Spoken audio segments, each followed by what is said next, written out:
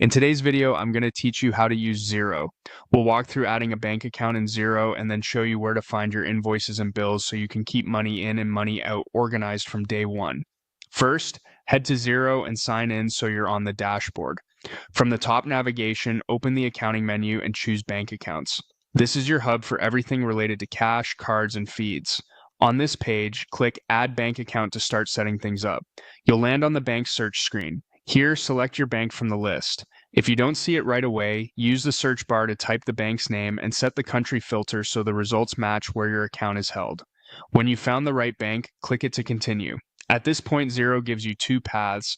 You can continue and log into your bank to connect a live bank feed. This securely brings transactions into Xero automatically, which saves time on data entry.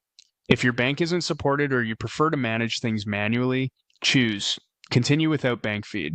You may see a second confirmation screen. Go ahead and click Continue without bank feed again to proceed with a manual account. Next, click Add Account Details. This opens the form that defines how the account will appear in Xero. Enter an account name that's clear and specific, like business checking or savings.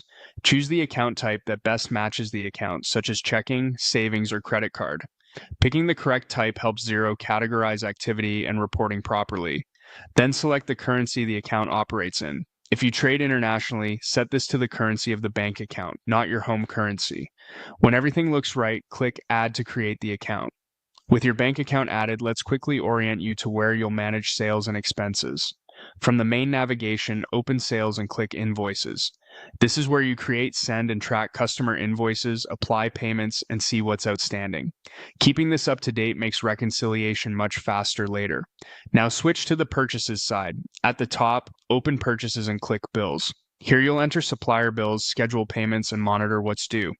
Accurate bills ensure your cash flow picture is reliable and your expense categories stay clean.